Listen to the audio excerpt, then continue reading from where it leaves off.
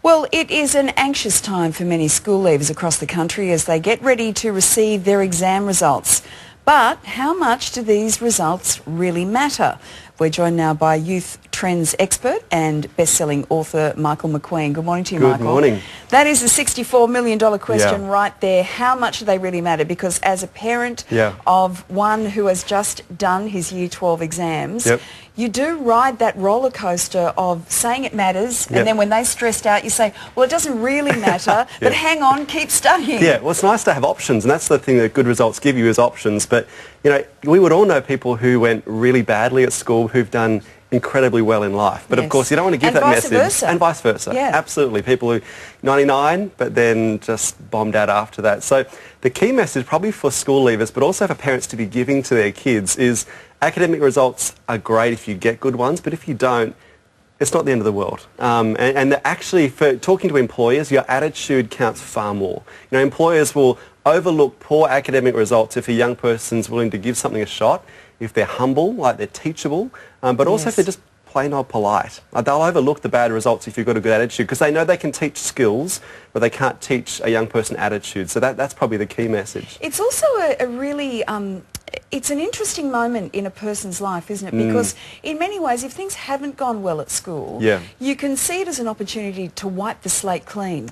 And, you know, all of those people who might have decided who you were, but you didn't feel like that was really you, you can now determine who you are from this point forward. Well, you can reinvent yourself, which is fun. And there's not a lot of times in life you can do that, but post-school you can, which is, of course, why many people don't want to go back to their high school reunion because they've reinvented and they've sort of left all that behind. But you know, it's interesting how a lot of students today, I think, lack the coping mechanisms to deal with disappointment.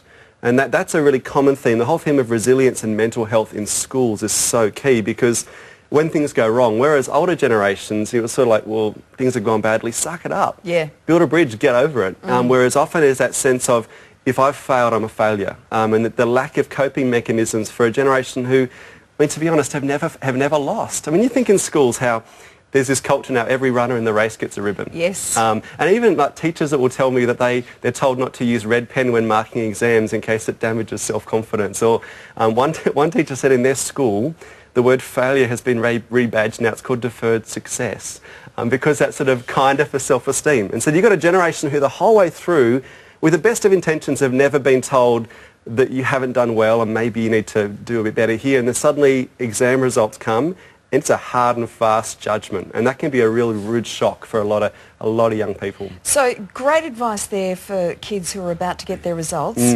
Now I'm going to put on my parents' hat. What's your advice to parents who are a little bit nervous about that result not being as good as maybe their children were hoping? Well, the first thing for parents is celebrate you got through the whole Year 12 year yourself. That's an exciting thing.